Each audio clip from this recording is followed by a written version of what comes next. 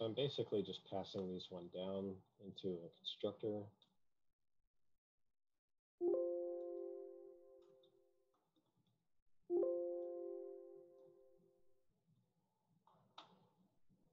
And then I return my client. Now, for the sake of brevity, I would test this. I would try adding 2 clients with stupid names or negative credit cards or 5 people with the same name and add some sort of validation for those, but I'm not going to do that right now because I'm kind of rushing through. But the important thing is it creates a new client object, it adds them to the client list, and then it returns that object. So on our program, we're going to try.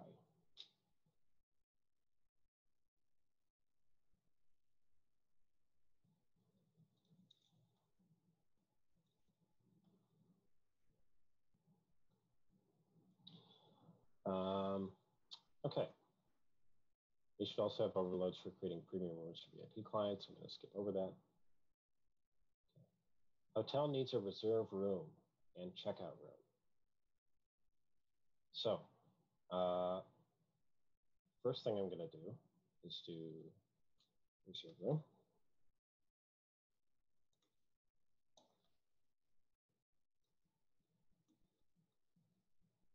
And what do I want?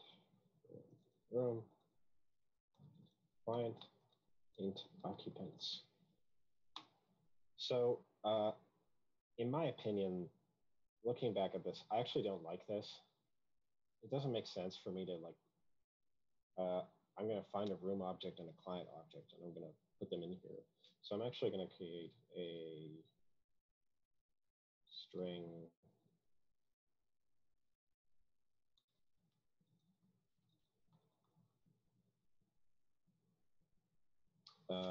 and I'm going to create a get room.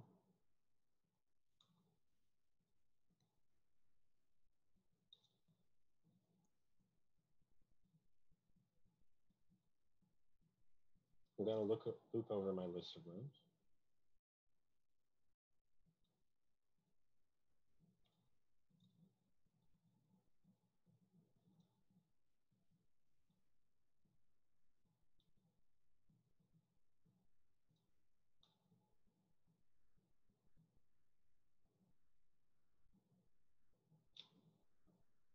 And if I can't find that, I'm going to return null. Again, this is not very realistic, just kind of doing this quickly.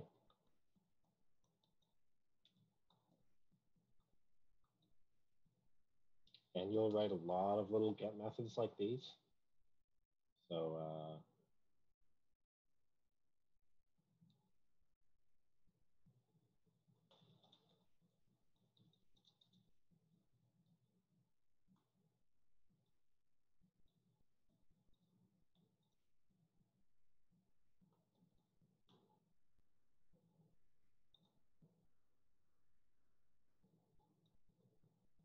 that's not great. Let's just do that.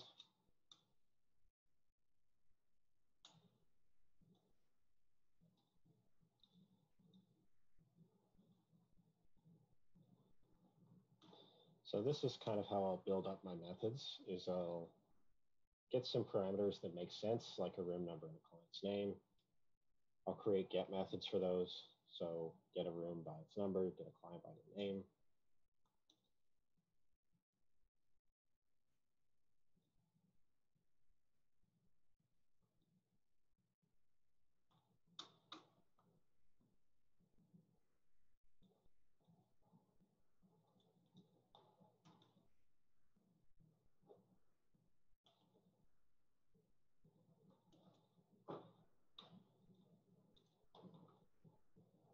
So I'll make sure I actually have these.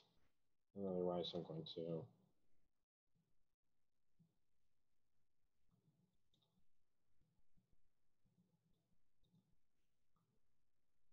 actually I have to return something, so I'm going to return run everything.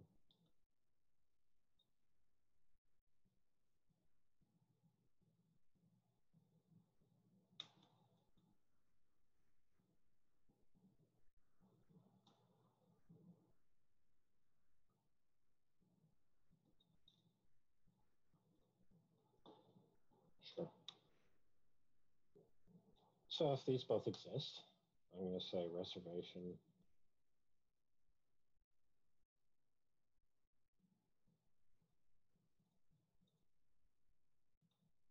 Oh, and you know what?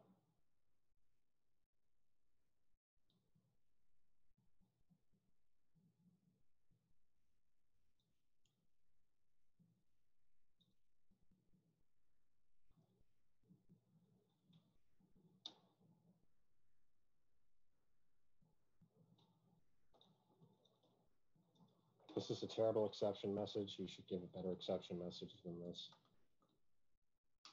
I would put a different exception for this and these. I would say this doesn't exist, or this doesn't exist, or an exception saying this is the wrong number.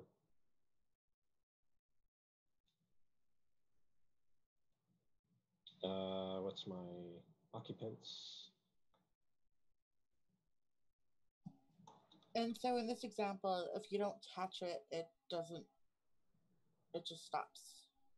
If I don't catch this exception, the program will stop, and I'll just see this. If I try to create a reserved room, and I have a try-catch block around it, and I give it a room number that doesn't exist, or client name that doesn't exist, or I give it occupants of 20 for a room that has a capacity of 5, it will throw this exception, and I'll do something in the catch block to deal with that. Like say, try again, and maybe run the method again or something like that.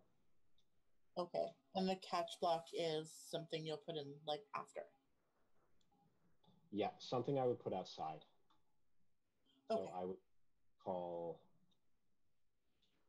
I would in my main do try my hotel dot reserve room.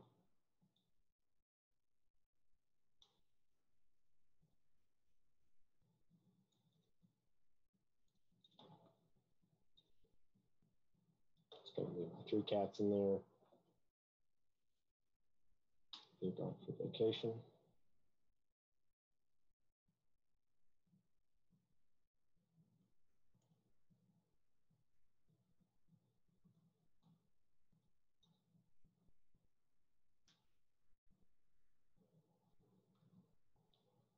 So if this fails at any point, I will write out the exception and then continue on. Maybe a more realistic example.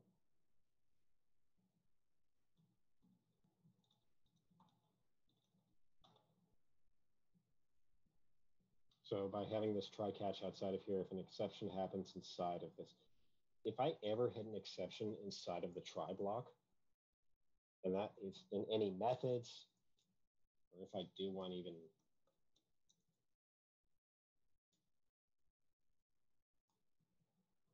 like this will trigger the catch because it's inside the try block.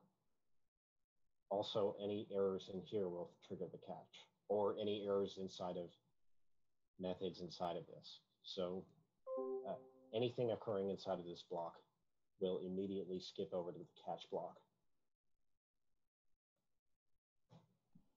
Okay. Okay, what am I doing here? Right, reserve room. So I need to create my new reservation.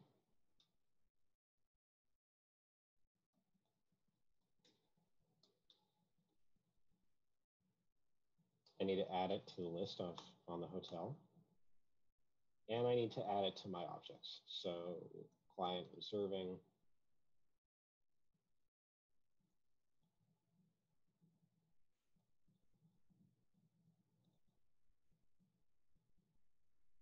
I need to actually write that list. So let's add that really quickly. Huh.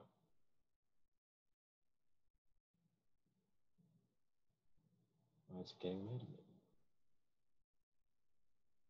It's private. Did I set that as private? Oh, it needs to be public so the client in the hotel can access it.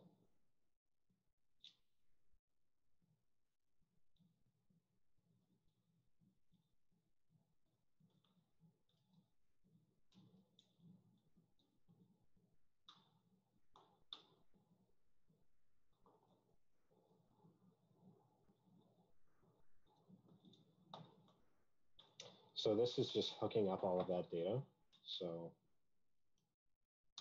I'm going to add that reservation to the hotel's directory list. I'm going to add it to the hotels list. I'm going to make sure that the client has that reservation and the room has that reservation. And then I'm going to set its occupation to true. So that's, oh, sorry. The line 65 room to reserve not occupied, the true part, that's what gets me kind of confused. So here you didn't put in the condition if the room is not occupied or if it's false or something, you didn't say that. Yeah, that's important. But why would I need occupied even if the room still has some more room, or it doesn't matter? You're absolutely correct. I should have if it's occupied. So I didn't put that in because I forgot it. Okay.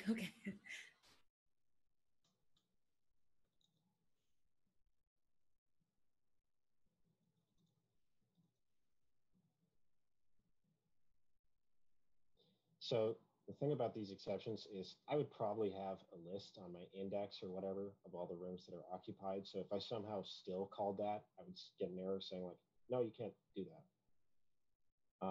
So yeah, so that's how we know that the room is occupied. If it's not occupied, then we continue on. So good catch. I forgot to do that. Yeah, and that wasn't actually where I so there's capacity, right? And there's occupied. If the room has capacity of 4 and there's only 2 people, can the room still be booked by 2 other people? No, right? So not in our system. It doesn't matter if there's any occupied. If it's occupied by anyone, then we can't do it.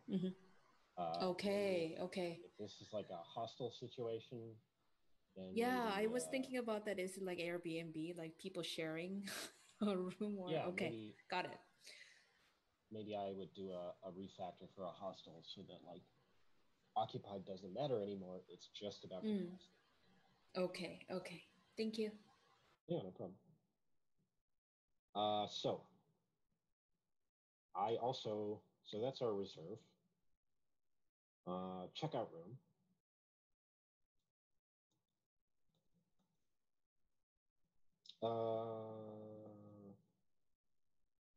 Let's just do a little string saying that worked. And I want 2 overloads for this. Number.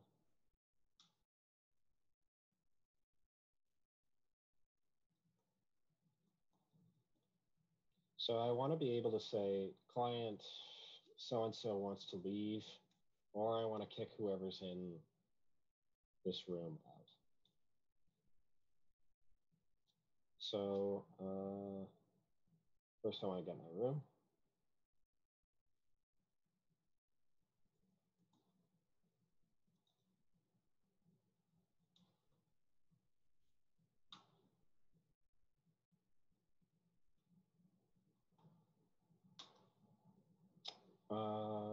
And why don't I add a get current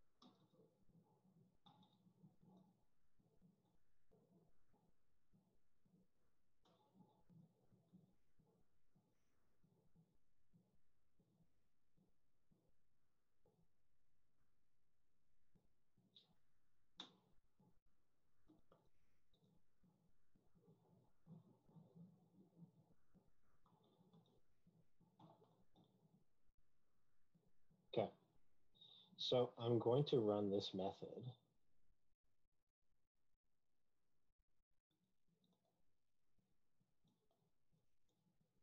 on the list in the room.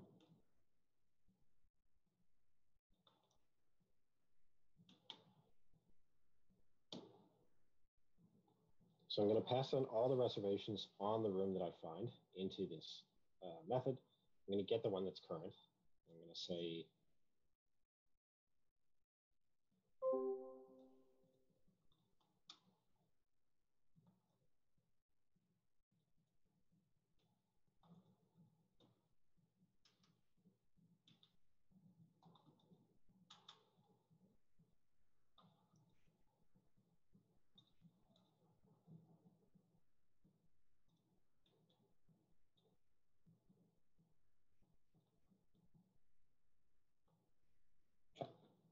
is anyone still here? Oh, still got a lot of people here. I'm always afraid that like I'm just doing this for an empty room. Okay, so you know what? I'd actually probably write a little. I don't want to repeat code, so I'd probably write a little method for this too. But I'm not gonna. Yeah, I should do that.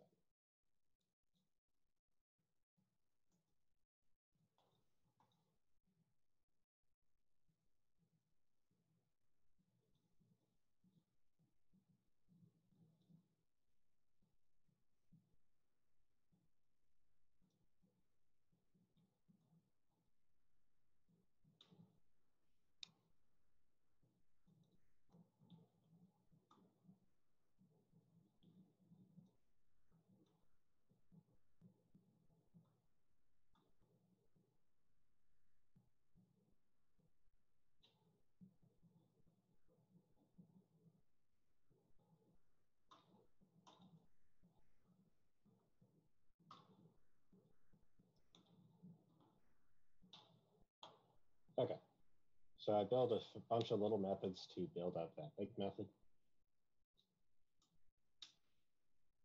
Similarly,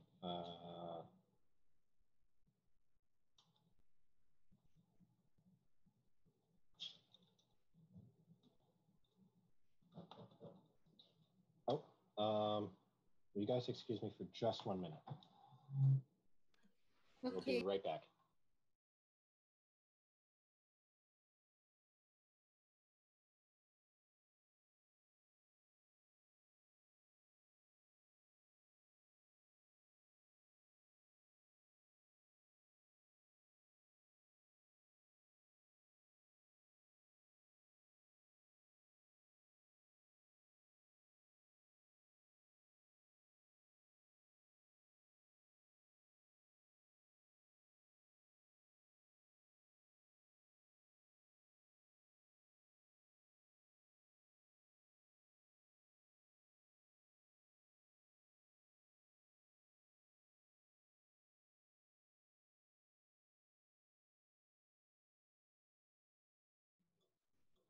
Okay, I'm back.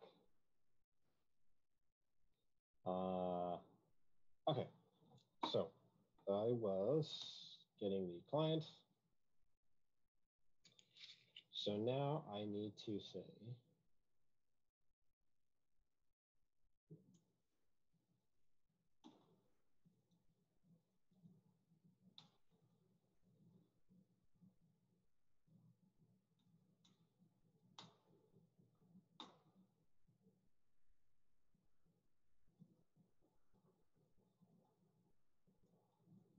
so you see how the lovely thing about a object relational mapping method like what we have here is I can jump across this relationship. I could say, this is my client.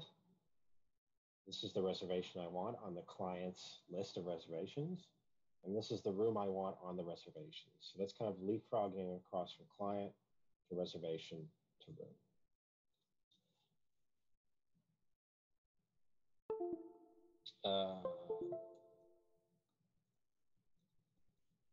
Just to save time.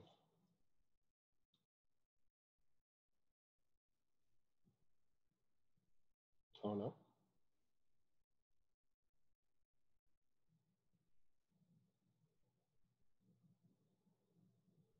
Okay.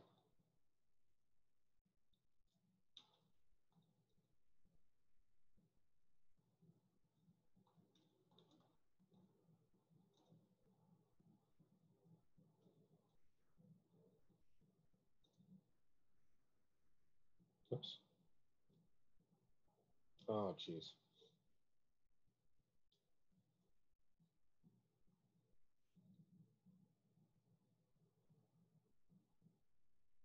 I was like, is that a new method that I've never heard of? Nope. Okay. Same parameter types. Oh, you know what? Okay. So this is a problem. I can't overload it with two of the same type. So let's just say, how do I do this better? Maybe you can use the room number is int. Yeah. Yeah. If the room number were int, hi Ozzy. Oh, my kitten is screaming at me. I might add a, and now he's stepping on the keyboard. I might add a, oh, get off of there. Sorry. It's okay. I know you were talking to the cat.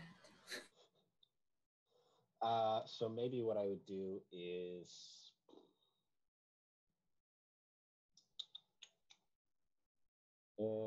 yeah, let's pretend room number is an integer, and then I would say int room number, or I might have a Boolean.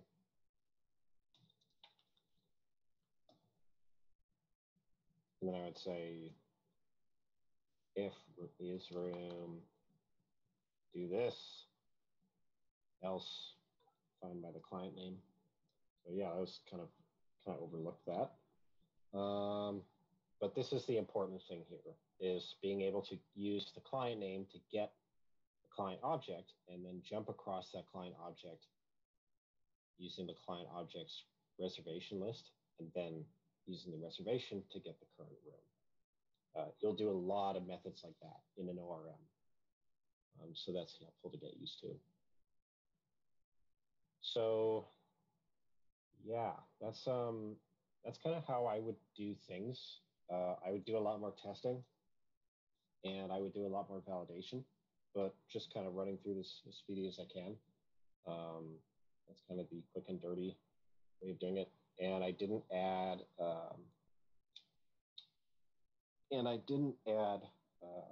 the inheriting members, so I would add that as well. But that's sort of my rapid approach to doing a pretty decently sized system. I can't believe you did this much in like an hour. I mean, I've already answering questions. If it's helpful to you, I've already written this or like things like this many times. So that tells you how much practice does for you. Is like, I don't memorize how to do these things, but I've had enough practice with them to kind of have an idea of how these things will be structured. Especially like the classes, like I've written many different classes that do what reservation does. So you eventually just kind of get used to these patterns. You start developing these mental patterns of how these things should look. And that just comes with time. I mean, I'm currently teaching, or I'm working with an intern team that has the same level of education that I do now, but the difference being I've spent longer seeing the patterns of design. So when they have questions, I'm saying, oh, I'm kind of familiar with that. So I can maybe just provide some experience rather than new knowledge.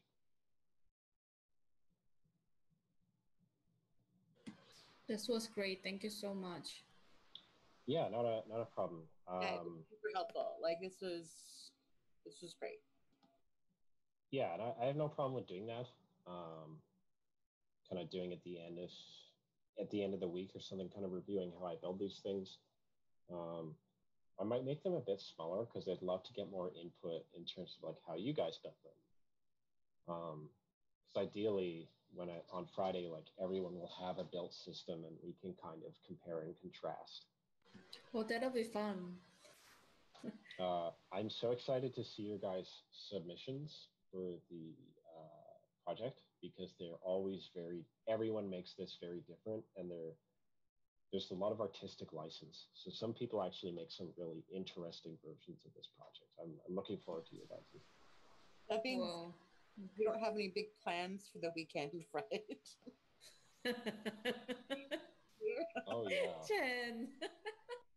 Why? We're gonna need help. Yeah, that's true. No, I was calling you Chen was because it was obvious that I would do that. Oh, yeah.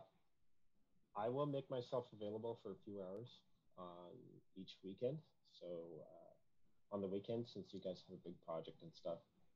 So I'll let you guys know maybe on the day, like, hey, I'm going to be in from 10 to 2 or something like that. Probably not that long, but. Can I just like send you a random message, and if you have time to answer it, would that be okay? Like, I understand you have your weekends, and that's. Yeah, that's reasonable too. I try to make myself at least somewhat available. Okay. Yeah, when you guys have big projects like this, I try to make myself at least somewhat available. That's nice of you. It really is. Thank you. Well, I mean, my time is fairly flexible. So sometimes like I will maybe shave off like 15 minutes of my workday and then spend 15 minutes working on the weekend or something like that. So that I can answer questions and things like that.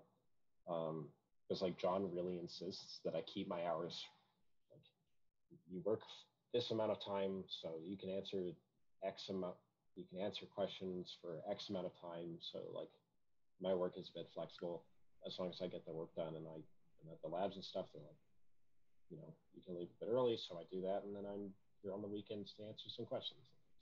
As long as you still have life balance, I don't feel guilty. Oh yeah. It's not charity. Like I count it as work hours. Okay, good. But yeah, I appreciate that. Okay. Yeah. So going into tomorrow, how are we feeling? Any like who has like gnawing uncertainties about anything that they want to bring up? I haven't even begun planning out the whole thing, so I will probably have 9 or 19 different questions later on. I'm gonna give, if I can give a little bit of advice. Yeah, please, sure, thanks. Like there's the two. You'll find these two methods of development. One is called the idea of the waterfall method, and one is called the idea of the agile method.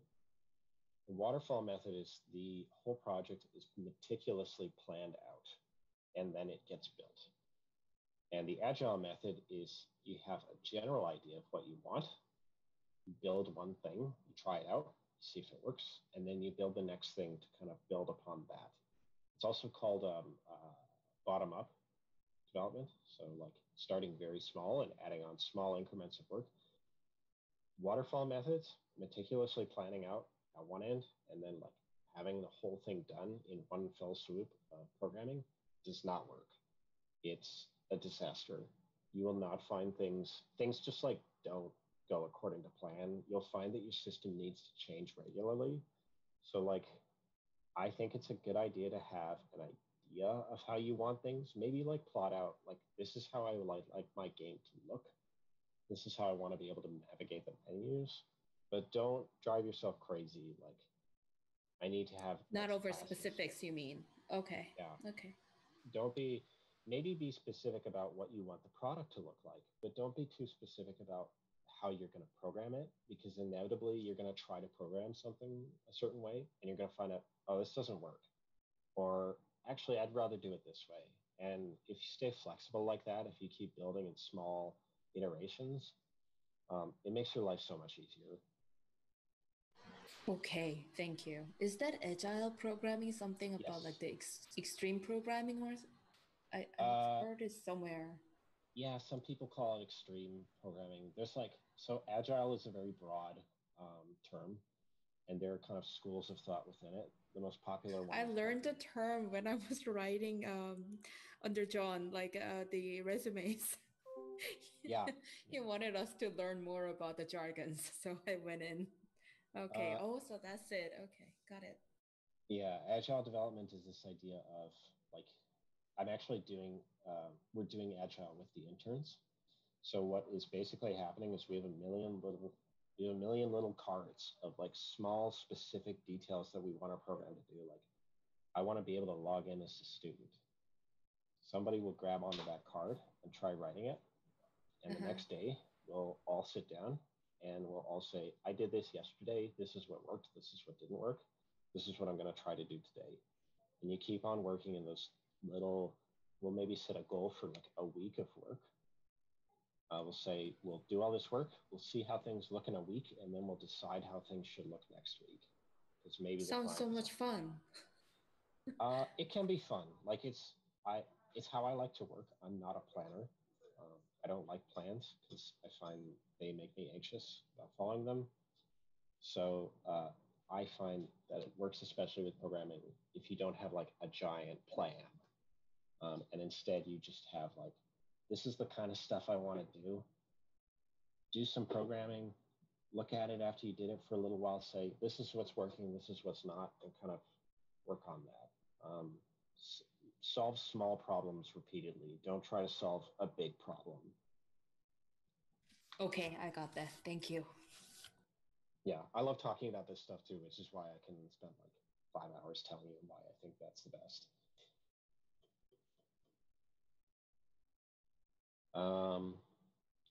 Okay, so yeah, I will be online tomorrow. I won't be able to answer specifics, but if you need just like general help with stuff, I could probably give you kind of a guiding nudge. I'm also saving up some time for the weekend so I can answer some questions on the weekend. Yeah. Yeah, Zach, with one question I have regarding that project. Normally, we used to get in our front end, normally John gives us a working copy. That gives us an idea how it looks like. With this project, I mean, maybe we will talk tomorrow with Muhammad as well. I mean, I'm still confused how it should look like. I mean, I don't know how the structure, because I don't know about that game specific as well. So that's kind of an issue of as we kind of move closer to getting you guys into internship and things like that, we're trying to imitate like what an actual design might look like. And one of those things is instead of having a finished product to look at, try to get used to asking questions about specific stuff. Like, you know, if you feel like your menu should look a certain way, but you're not sure, or like, you know, what does this mean in your spec? I don't understand this term. Get in the habit of asking questions. One of the most common parts of feedback I've heard from people telling me about their interviews is that, or from like internships, is they get frustrated when interns don't ask questions. So yeah, just like bother Mohammed like crazy. Ask him, you know, well, okay, don't irritate him for the sake of it. But I mean, like, if you're not sure about how something should be designed or you're not sure what a term means, ask him or ask me. And I could probably provide some guidance, but read over your specification and then just like, if you're not sure about something, just ask and we can probably give a much more specific answer. Okay, thank you. Yushin, are you there? Or somebody was asking to record earlier, so I guess this whole thing has been recorded. Did I say anything like especially slanderous or do anything terrible that can now be used against me? No, you didn't. No.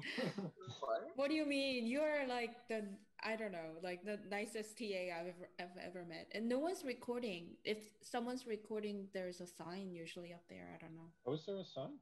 I know. Oh, not if we are recording on our computer. Like Muhammad told me he was wondering if somebody could record today. But oh no, you have to give us permission to record. Oh, I do? Oh, I'm so sorry. Yeah. I should have actually. No, I told that Yushin would ask to record today.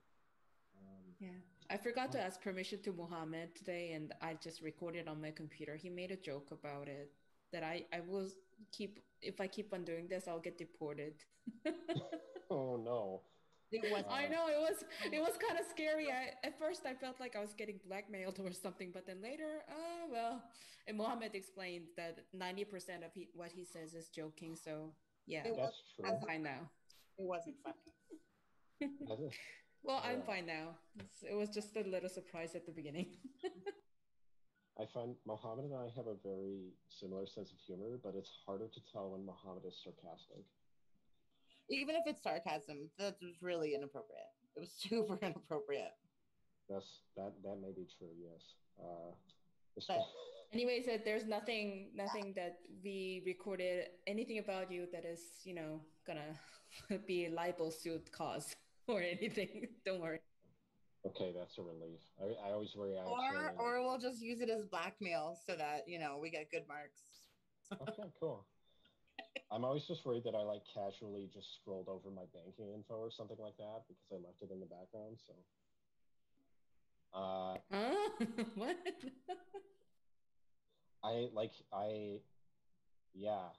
I'm just terrified that somebody's gonna hack my bank account and stuff like that.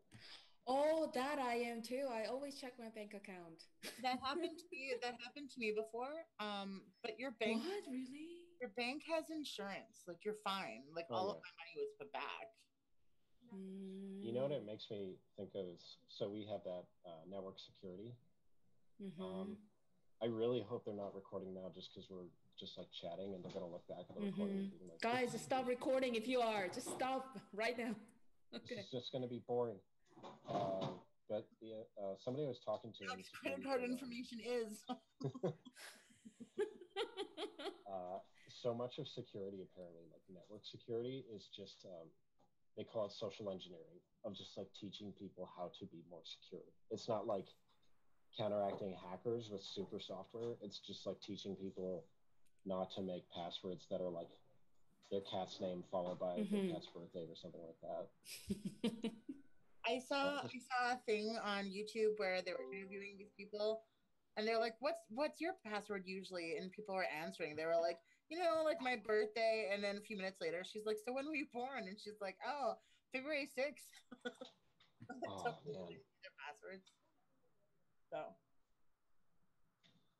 Yeah, it's stuff like that. Apparently, it's never what they tell me is that people usually go for the low hanging fruit of bad passwords or things. My cat is eating lettuce off of my plate. I'm sorry. Cats eat lettuce? Really? Okay. That's what does it really. I'm actually going to log off now because we need to use the parade, which kills the internet here.